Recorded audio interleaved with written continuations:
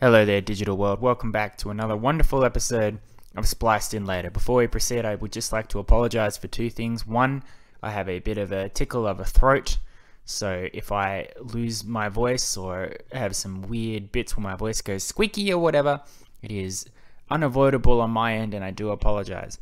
And second, though I don't really apologize, is I do have a cat sitting on my lap, and the cat has claimed the lap as its throne, and I will not move it. So if you hear purring or the occasional meow or anything like that, such as this, you might even heard a little tinkle as she just tried to claw the microphone. That is little Allie. She says hello, but yeah, she will be probably interrupting every now and then. So there are my apologies out of the way. And a bad move to do when you're losing your voice, but I'm sticking to my guns for today's episode, which is that we are doing a top 10. And we are doing Jordan's Spliced In Later's top 10 movie musicals. Now, before I jump in, and I'm going to try and jump in quicker than usual because these episodes do tend to run long, just unpack it very briefly in the beginning. Number one, obviously with all my top 10s are probably going to be different than yours. I will probably list movies that you think are not good musicals. I may leave some out that you think are good. If that is the case, I apologize, but as with most things, we all have different personalities, different opinions. We're not all going to see the same point of view on every little thing. So, once again, as I've said before, if you have any disagreements or anything like that, feel please free to let me know in the comments. Make your own top 10 list, however you want to do it. Just remember not to get mad or upset or cranky, because life is short and there's no need to for such a simple topic, such a simple concept. Our second one is that I also have not seen every movie musical in the world. I know there are a ton which are probably the best musicals of all time that I just haven't got around to seeing. For instance, Singin' in the Rain. I have not seen Singin' in the Rain, despite trying to remind myself that I did need to watch it before this episode. So of course, Singin' in the Rain will not be on the list simply because I haven't seen it. As with many other musicals, even something like Cats, whether Cats is good or bad is irrelevant for this top 10 because I haven't seen it. Whether I'd see it and put it on this list, I don't know. It depends who you talk to regarding Cats. But that's the second thing we're putting down. And the final bit, which is a bit new for my top 10s, but does need to be said, is that I'm not a musical connoisseur. I'm not a musical genius. I don't really understand music in terms of how to read it or what are the best instruments or anything like that. Put simply, I like musicals because I like to sing. I'm a terrible singer, but I'm always the one that's up front for karaoke nights. But I cannot hold a pitch to save my life. I do not sing professionally. I sing for fun, for no personal gain other than my own. Which that's a sentence that doesn't really make sense. But as a result, when I list my top 10 musicals, they're not going to be listed based on the choreography or the pitch and tone or the instruments used or the professional public view of what is good music in a musical. It's just going to be the musicals that I had the most fun with and that I enjoyed. So if you're listening to this list thinking, oh yeah, this is good, this is going to be a list of proper musicals, you might be disappointed. I'm sure there are a couple movies on this list that I've looked up and seen on lists of the worst musicals of all time. So, keeping that in mind, keeping all three of those things in mind, why don't we stop beating around the bush and get right into Spliced In Later's top 10 movie musicals. Starting off our list at number 10 is The Blues Brothers. Now, when I was making this list, I gave myself a little bit of a rule or regarding what I wanted to consider to be a musical, and what I decided was movies that sing outside of performing on a stage. There are a ton of what is considered movie musicals about bands, such as Bohemian Rhapsody, but during that movie there are no moments where everybody just bursts into song without performing for a crowd, where music comes in of its natural own accord. That would not happen in real life. You would not be walking down the street and suddenly start singing Another One Bites the Dust. But if Bohemian Rhapsody had done that, I would include it on this list. Instead, that movie shows them coming up with the idea of Another One Bites the Dust, but then the song itself just plays in the background or while they're on stage. They're not singing it spontaneously out in the streets.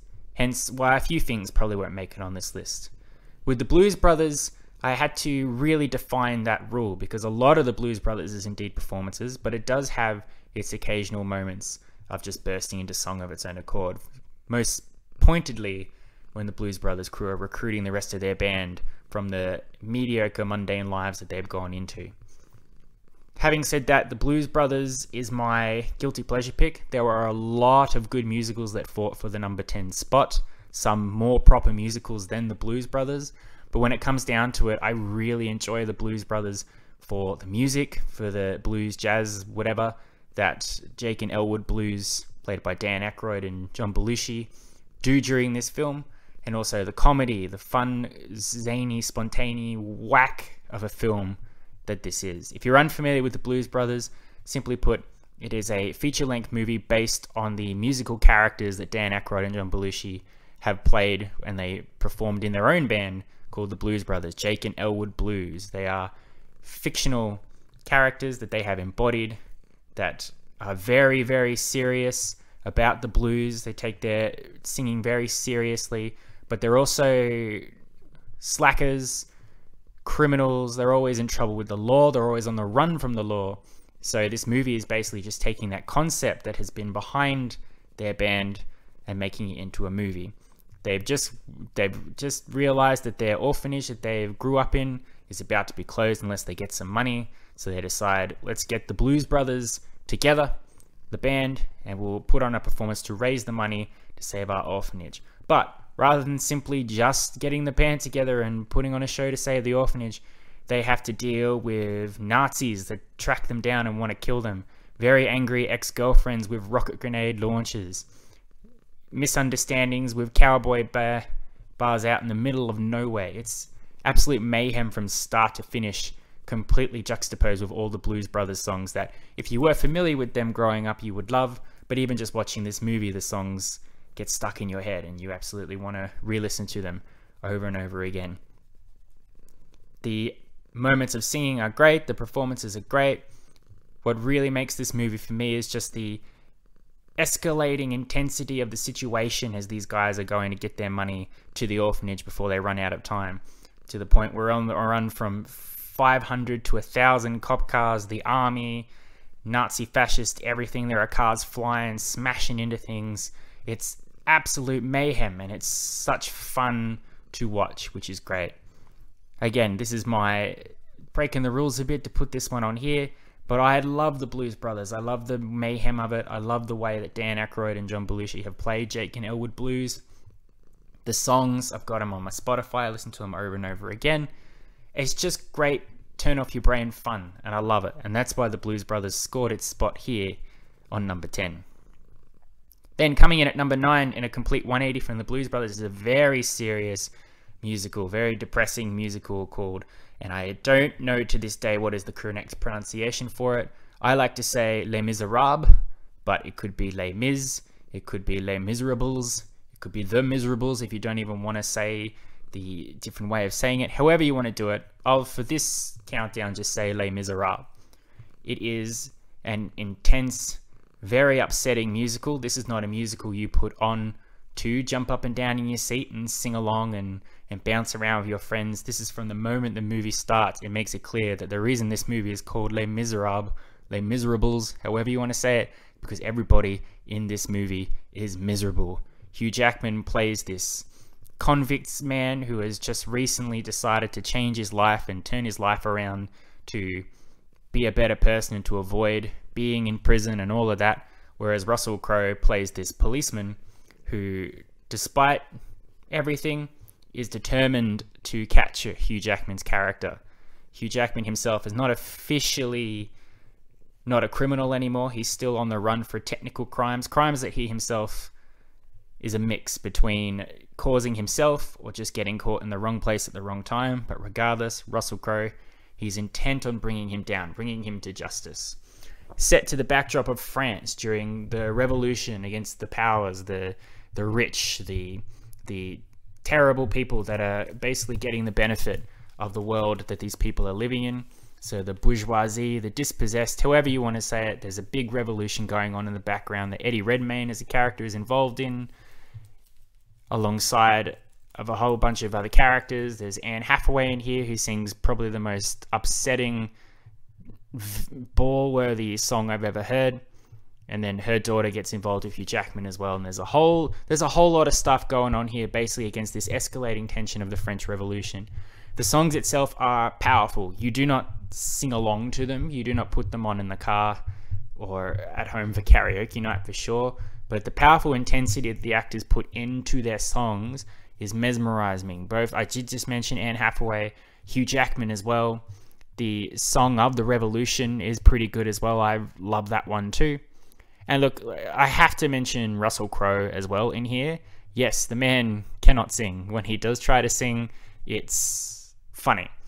But it's not as bad as I was told. It was a while before I saw this movie and people said that Russell Crowe singing was probably the worst thing in the world. I've heard worse from myself, that's for sure.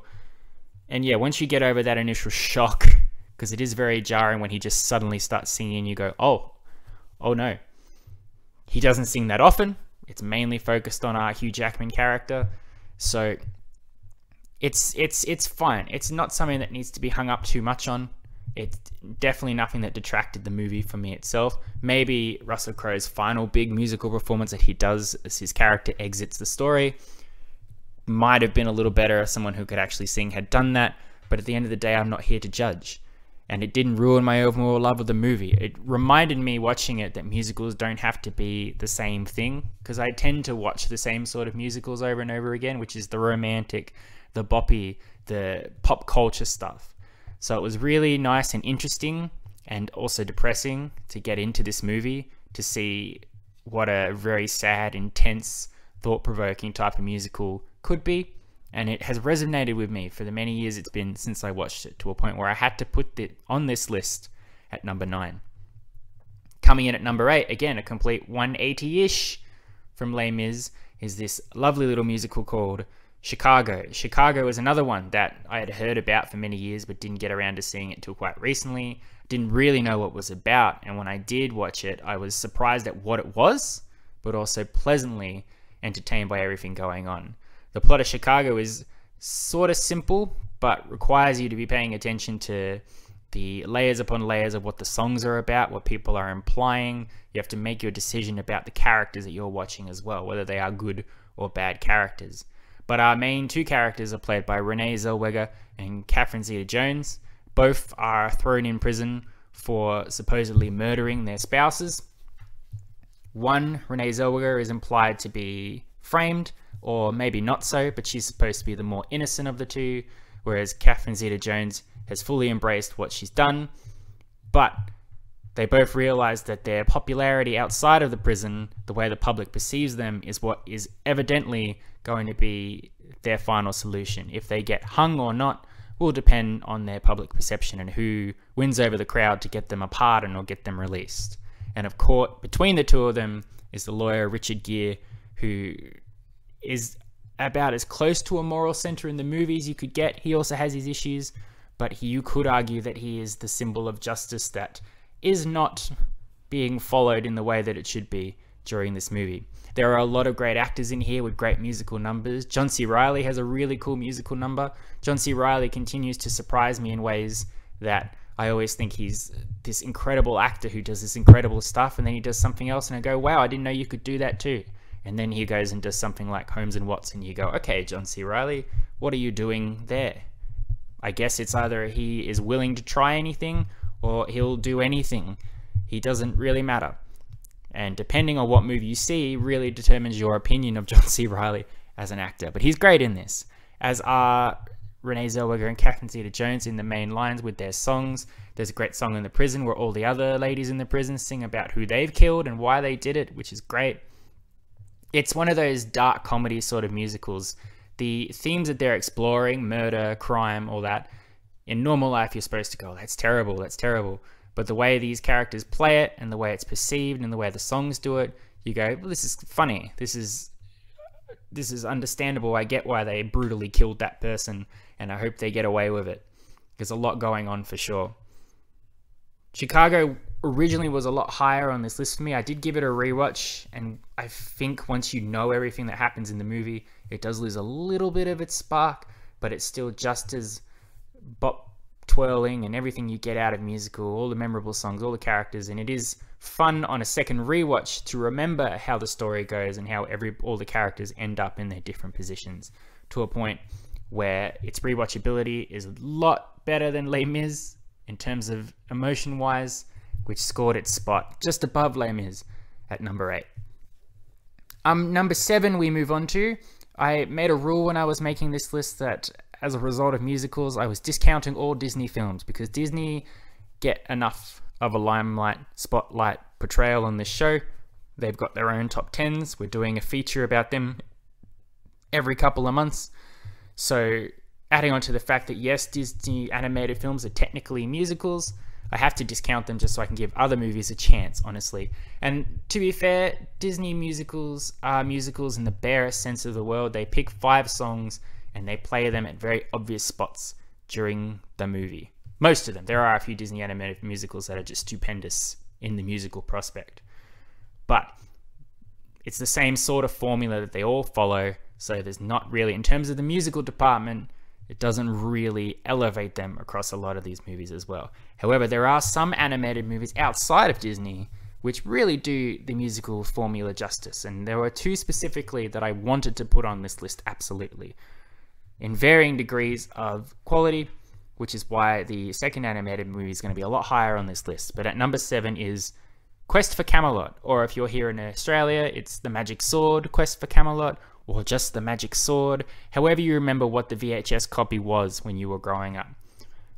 I'm surprised by how many people have actually seen it, but I'm also surprised by how many people haven't actually seen it. And I don't want to oversell it, because I have done that in the past, but I truly love this Arthurian musicals love story, and I think anybody who appreciates animated films, who appreciates the legend of King Arthur, and who appreciates a good animated musical would really get a lot out of this film. Basically, it takes place during the King Arthur era, where there's a young girl called Kaylee. Her father was a knight of the Round Table. Some stuff happened to him. He's not around anymore. I bet you can wonder what happened to him. But she wants to be a knight. She wants to be part of King Arthur's court. She doesn't want to be on the farm doing what her family expects of her as a woman, especially as a woman as well. A woman can't be a knight. All of that stuff. Meanwhile, Gary Oldman voices a character called Ruba, who is a fallen knight of the Round Table. He comes along and he wants to steal Excalibur from King Arthur, because if he has the sword, then he can take over Camelot. During this, things go awry and the sword ends up in the forest, so both Ruba and Kaylee go off on separate journeys to try and get the sword before each other. Kaylee encounters a blind man in the forest called Garrett, who is completely against the world and wants to hide away and doesn't want to get involved in any way. But of course, in a movie like this, he does get involved. And a 2-headed dragon voiced by Don Rickles and Eric Idle. And the 2 heads can't stand each other and hate being a part of the same body and want to split apart from each other at any chance they get. Also, they can't fly or breathe fire because they're wildly insecure. It's a very simple quest story, a journey story where they got to go after this thing, and during the journey everybody evolves. Obviously our main characters Kaylee and Garrett fall in love with each other, but there's great songs in here that I have loved ever since I was a kid and I've watched it, and even now I still listen to them over and over again. It's a very powerful romantic song between the 2 of them. There's a great song from the 2-headed dragon about how they'd love to kill each other. Gary Oldman's spoken "I'm gonna take over the world" rhyme is spooky and delightful, and a great song I Stand Alone by Garrett, which is just great, and I've listened to it thousands and thousands and thousands of times to a point where I know all the words, and no one appreciates that I know all the words, because why would this song come up in regular conversation? It's fun, it's exciting, it's good songs, it's a good story. It gets overshadowed absolutely by all the other animated musicals out there, with all the Disney ones that have come and gone, to a point where you either specifically know about this movie and love it, or you've never heard of it before.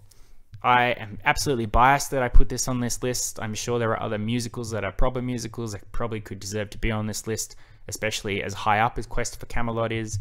But as it is my show and my list, and it combines all of my favorite things, also throwing in the King Arthur legend, because I love the King Arthur legend, I absolutely love Quest for Camelot here at number 7. At number 6, this is where we get into some fairly obvious musicals where people would be like, yeah, of course this needs to be on here. Number 6, Mary Poppins. Who doesn't love Mary Poppins? It's such a wonderful, light-hearted safe and secure musical, basically about a family that's in distress, the Banks family. The dad's stressed under work, the kids are neglected. Then along comes Mary Poppins, the magical nanny who floats down from the sky with her umbrella in the air, played by Julie Andrews, who just gets involved with her no-nonsense, but also full of nonsense shtick that she uses to raise the kids, alongside the lovable Dick Van Dyke as chimney sweep Bert, or artist Bert, or whatever profession he's in when the children and Mary Poppins encounter. And then all the musical songs that are combined with animation. As I've mentioned before in my Disney discussions, the experiment of combining live action with animation was something that was coming up strong in the 60s, and it works stupendously well here in Mary Poppins. This is one of those movies where it's very simple. There's not too much threat. The biggest threat of the movie, I suppose, is that George Banks might lose his job, but he's never really in threat of losing his job. It's more that he's in threat of putting his job so much before the kids that the kids don't get to spend time with their dad. But apart from that, the moments where Mary Poppins is spending with the kids and they go off and she just sings all her songs and her magic's going on, it's delightful. You watch it with a big grin on your face. You can't not help but smile. It's just fun, light-hearted stuff that fills your heart with joy, essentially. You forget about the troubles of the world when you're watching something like Mary Poppins because it's just so sweet and sincere. And who doesn't love Dick Van Dyke? He's great in this as Bert. He's constantly singing and winking at the camera and doing a little dance, and I appreciate it wholeheartedly. It's great. If you haven't seen Mary Poppins, I'm surprised. I feel like everybody has either seen the movie or seen bits of it, or are aware of it as a concept, even if you've just gone through the Simpsons version of it where they did Sherry Bobbins. But look at Mary Poppins, and if you're unsure, watch it. I know there are a few people who might not want to watch it because they don't think it's for them. If you love the action movies and the dramas and things, I understand that this might seem simple. But Mary Poppins is one of the greatest movies of all time, let alone a great musical. Julie Andrews is great. Dick Van Dyke is great. It's wonderful songs, supercalifragilisticexpialidocious, spoonful of sugar, all of that. It's a lovely, warm-hearted story about respecting each other and appreciating your life. Live it while you can. Don't focus so much on work. Always put that joy with your kids. Build that bond because you're never going to have that again when your kids grow up. All of that. There's so much stuff in here. Mary Poppins is a delight from start to finish. Number 6. At number 5, as a biased pick from me, I think, but I'm putting in The Producers. And specifically, I'm putting in the Mel Brooks Producers that came out in 2006. I know he did an original one earlier, but I haven't seen that one. I'm sure if I watched it, I would probably like it just as much as this Producers, because it is Mel Brooks directing both of them. So it's his same ludicrous Mel Brooks comedy that you've got. And if the concept is the same and the action's the same and the purpose is the same, then I feel like I would get the same out of it. But I've only seen the 2006 Producers, but I love the 2006 Producers, so that's why it's up here on this list. The Producers is a very wonderful concept involving Nathan Lane and Matthew Broderick, who get together. They're looking to make money somehow. One's a con man, one is a downtrodden working class person who realize that if they're smart with the bank and the way they invest their money, and they put on a play which they are guaranteed to fail, to crash and burn, and everyone will hate it and no one will go see it, they will actually make a ton of money. So they look into a bunch of scripts and they find this script called Springtime for Hitler, written by a crazy Nazi man played by Will Ferrell. They read the script, they realize, yes, this is awful, this is terrible. They hire an actress, Uma Thurman, to be in it, and they eventually go about their way to putting this terrible play on stage. Along the way, obviously, everybody falls in love with Uma Thurman, whether it's Matthew Broderick or Nathan Lane. Nathan Lane is constantly out for himself and number one, and he eventually grows to trust Matthew Broderick as a partner, whereas Matthew Broderick is so pure and good and doesn't realize when he's being hoodwinked or if he's being manipulated. So at times they're the best of friends and other times they're sworn enemies. But in a movie like this, when the play is eventually released, not only is it not a disaster, it's an absolute hit, it makes a ton of money. So now they're stuck in the position where they've earned all this money, but they promised investors this sort of thing and that sort of thing, and they get in all sorts of trouble. Will Ferrell's character realizes that they were using him and he's out to get them as well. It's just absolute mayhem from start to finish, but everybody plays it with this aside, this black comedy sort of thing. You watch it and you feel like you're at a stage show where at any moment Nathan Lane will reach through the TV and ask you a question or talk to you specifically. There's some great one-liners, some great puns, a lot of puns that you're familiar with Mel Brooks. Mel Brooks always does his little puns or his observation of real life and that sort of thing. There's tons of that in here. The movie stuck with me from the moment I saw it. I got it just because I'm a huge Nathan Lane fan and I just like hearing his voice and hearing him do things.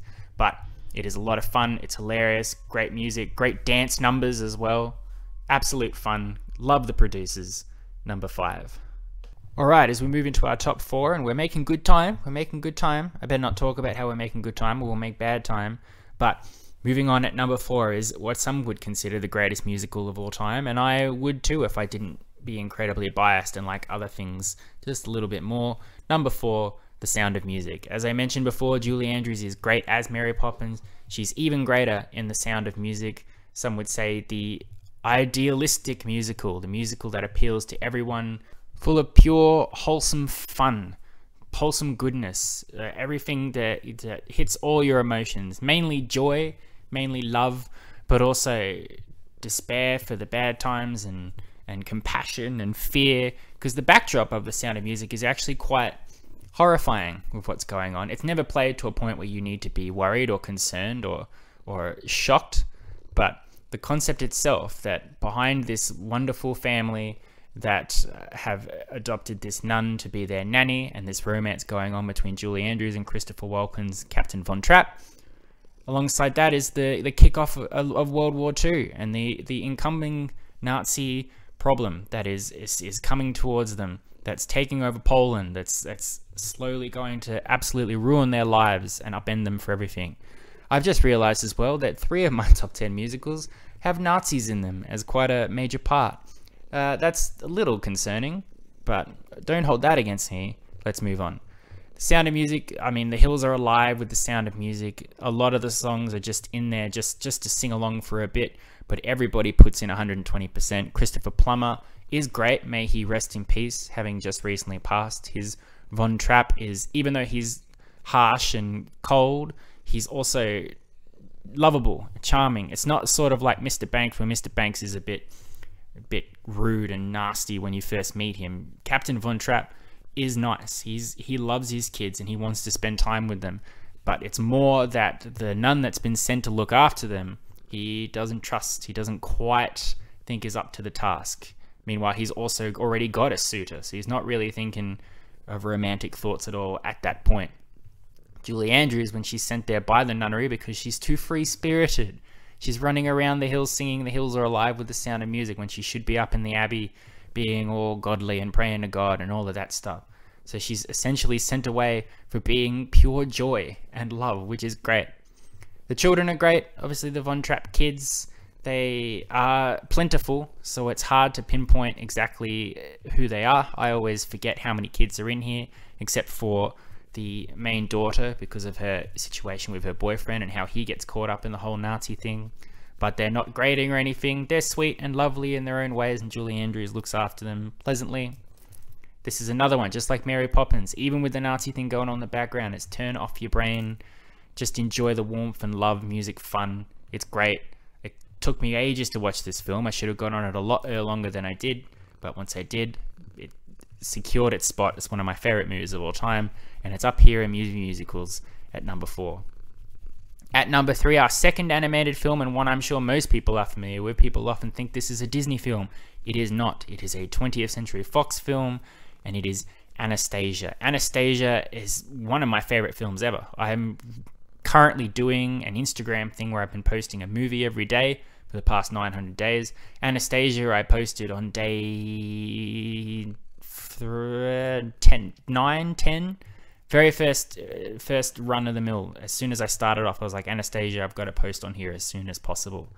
It is a romantic film again, but with some real dark undertones, but also a lovely balance of comedy. And the music, the songs are powerful, both for good and bad. Christopher Lloyd's Rasputin, who's out to get Anya, or Anastasia, who is the last surviving member of the Tsars, the royal family of Russia, who were horribly butchered in the Russian Revolution. He sings this song In the Dark of the Night, and boy, it's probably the best villain song I think I've ever heard. Even with Hank Azaria's Bartok, the fruit bat, just bouncing alongside him going, oh, hi ladies, oh no. It's a great song. Then, of course, you've got Anastasia. She doesn't know who she is. She doesn't know she's a royal Tsar, however you want to say it. She just thinks she's Anya, who was dropped at an orphanage. She was saved by a young boy, and it turns out that young boy she meets later as a con man, Dimitri. He's trying to sell off a fake Anastasia to the Duchess to claim the reward. Him and his partner Vlad, voiced by Kelsey Grammer. So they pick up Anya because, oh boy, doesn't she look just like Anastasia? And of course, on their journey, they sing some songs, they grow as a bond together, and of course, start to fall in love. The songs are great. As I said, the villain song's great, but also Journey to the Past, Rumor in St. Petersburg, Once Upon a December. They're all great songs, each a different type of music, I think. There are some that are haunting, there are some that are uplifting, there are some played for comedic effect. But the romance story between Anastasia and Dimitri is so believable and built on it. There's so many movies which have people that can't stand each other and eventually grow to love and appreciate each other. This movie does it well. It's not the cliche stuff where you go, oh, okay, the eventual connection between the two of them feels earned and wonderful, which is great. I love Anastasia. I would rate it higher than a lot of the Disney films that I love. It's pure fun, pure magic, great songs. Hard to find Anastasia songs on Spotify, which is really annoying, sung by the actual people. But if I do find them, I will be adding them to my playlist as soon as I can. Great stuff. Absolutely cemented in at number 3. At number 2, now this was hard. Number 1 and 2 fought for the position quite a bit. There were many times where this one was number 1 and the other one was number 2. The other one I think has just pushed ahead in terms of rewatchability, I think, as of right now, but it could change. So take these two as a grain of salt. 2 weeks from now, number 2 could be number 1 and number 1 could be number 2. Let's just say right now that our top 2 ones here are my absolute favorites and they are the best of the best. And number 2 is Willy Wonka and the Chocolate Factory, the original by Gene Wilder. Let us not talk of the Johnny Depp one that came out in 2005. If we don't speak of it, perhaps it never came out. I know Roald Dahl was famously against this movie. It didn't like it. I know it doesn't follow the book to a T. I know it substitutes a lot of Roald Dahl's wacky, gross out, intense humor for, I don't know, actual magic and story and warmth and character development. But make of that what you will. But what makes Willy Wonka and the Chocolate Factory so great, apart from the wonderful songs that are in it, is Gene Wilder as Willy Wonka. He's absolutely great. His mannerisms, his magic, his mysteriousness as Willy Wonka. I recently learned that apparently the scene where Willy Wonka comes out of the chocolate factory and he's hobbling on a cane and he looks old, but then he suddenly does a front roll on the ground and jumps up and everything's fine and he's full of beans, was an idea by Gene Wilder, and it was great that he put it in there. So you never really knew what this guy was up about, what was on his mind, what his intentions were for the kids, which works well. I think that's true. Combined with the often talked about riverboat scene with the weird imagery and the strangeness that the movie pivots in for about 2 minutes. Aside from all that, though, Gene Wilder is just such a lovely human being, and even when he's trying to be mysterious and off-putting, he's still great. He's still wonderful. I want to give him a hug, essentially. Again, rest in peace, Gene Wilder, as well. I know he's been dead for a bit, but still great talent that's gone too soon. Obviously, if you've read Charlie and the Chocolate Factory, you know the plot of this movie, which is that the kids get the 5 golden tickets, and 4 of the kids are absolute brats for specific reasons. Charlie Bucket, he's living in a poor house with his mum and his 4 grandparents who can't get out of bed. They barely survive on cabbage soup. Then for a series of lucky events, he does end up getting a golden ticket, and he and Grandpa Joe, who's suddenly able to walk and is fine now, which is suspicious to say the least, get to go into the factory. They encounter Oompa Loompas and a chocolate stream and all sorts of things, and the kids get picked off one by one due to their vanity and their obsessiveness. But alongside all that is a genuine musical film. There's I've Got a Golden Ticket, which is a really fun, uplifting song. If you want to view paradise that Willy Wonka sings when they enter the chocolate room, and even Charlie Bucket's mum's song, which is the most skippable moment in any musical film, but if you like that nice, sweet sort of thing, it's a nice song. It just really derails the forward momentum of the movie. I love it. I've seen it 1,000 times. I know exactly what's going to happen to each kid at this point. It's also a great fun comedy film in terms of showcasing what the world was doing to get the golden tickets. There's a lot of fun-away, slapstick, one-liner gags involving people building robots to help them find the golden ticket, kidnapping husbands and ransom involved in golden tickets, which is very clever, fun stuff, which as an adult now I can appreciate a lot more. Now I understand what the actual point is these people are making. It is fun, it is light-hearted, it is whimsical, again, in the same vein of The Sound of Music and Mary Poppins. I love Gene Wilder as Willy Wonka. I love the whole story. This, to me, is 1,000 times better than the book itself, and a million billion times better than the Tim Burton film that came out in 2005. And it absolutely is great at number 2 or number 1, depending on what mood I'm in. Before I announce the number 1, I'm going to quickly fire off our honorable mentions, the ones that fought for that coveted number 10 spot. You will probably hear them and go, that was better than the Blues Brothers, and that's totally up to you. We've got Across the Universe, which is just basically a love letter to all the Beatles music, which is great. Enchanted, a live-action Disney movie where a Disney princess essentially gets into the real world. Amy Adams is great in it. Grease hasn't aged particularly well, but I still really like the songs in it. It's a classic in some sense of the word. The Greatest Showman, I used to love The Greatest Showman a lot more, but on rewatches I've noticed a few things about it, which doesn't hold up quite as well, but the songs in Hugh Jackman are fantastic. Into the Woods, great. I performed this play when I was in high school in a musical, which is probably why it resonates with me a lot more, but it's a lot of fun, and Chris Pine is great in it with the fairy tale shenanigans that are going on. La La Land, a love letter to Hollywood and Tinseltown and romance movies with Ryan Gosling and Emma Stone being incredible in it. Mary Poppins Returns, Emily Blunt was fantastic taking over the role from Julie Andrews, and even Lin-Manuel Miranda, he's no Dick Van Dyke, but he did okay. It doesn't have the magic quite as much as Mary Poppins, but it's still a great time. Rock of Ages, this is the one that I get into arguments with other people about whether it's a good musical. Apparently 99% of the people say it's a bad musical. Whatever, that's up to you. I think I just really like the rock songs that are in the musical, and I think Tom Cruise proved a lot of people wrong because his Stacey Jack's character is the best part of the movie. Rocket Man gets on here where Bohemian Rhapsody did not, because it is a musical. Taron Egerton sings a lot of his Elton John songs in restaurants and on planes and in pools, and I think Taron Egerton was a perfect Elton John. The Rocky Horror Picture Show, Tim Curry, God bless him. What a weird, strange movie. It are no words. And The Wizard of Oz. The Wizard of Oz, again, a classic, very good stuff. There's some stuff I've learned about The Wizard of Oz that has really hampered my love for the film, but it's still sweet. It's still one of those early musicals that showed what you could do with music and color and film, so it deserves to be an honorable mention. But our final film, our number 1 or number 2, depending on what mood I'm in, is very specifically tailored to me. It is Moulin Rouge, directed by Baslerman. I fell in love with Moulin Rouge from the moment I saw it. My uncle told me to watch it. He heard that I hadn't seen it. I didn't even know what he was talking about, and he put it on. And from the moment it caught up, I was just hooked and I was pulled in. Now, a lot of people don't like Baz Luhrmann, and that's fine. Baz Luhrmann has a very specific direction style, which can be a bit vibrant and in-your-eyes intensity that you might not be able to cope with, and that's okay. But me, so much, it's not the visuals that make it the best movie for me, or the best musical. It's the songs and the performances of our lead characters, played by Ewan McGregor and Nicole Kidman, who play this ultimate love story between a young writer and the singer Satine.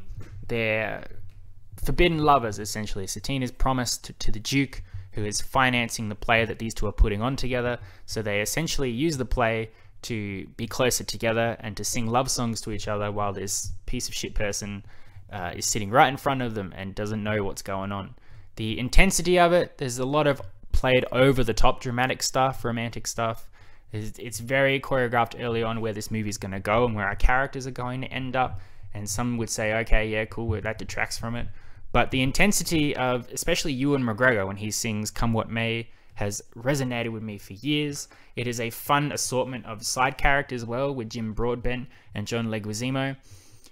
They take on a bunch of songs from very famous, well-known artists like Queen, and it's just pure love for romance. If you love the idea of romance, the idyllic romance, if you believe in love and power and all of that, then you're going to get a lot out of this. This movie has resonated with me in many ways to a point where I cannot really describe the sort of joyous, uplifting hopefulness that I get watching it, even though the story itself is quite bleak and dark at times. And Ewan McGregor has that performance, that over-the-top song that gives me shivers, gives me the tingles. And when he is performing with Nicole Kidman, especially for their big final musical number, along with even some isolated stuff in there, there's a performance for Roxanne.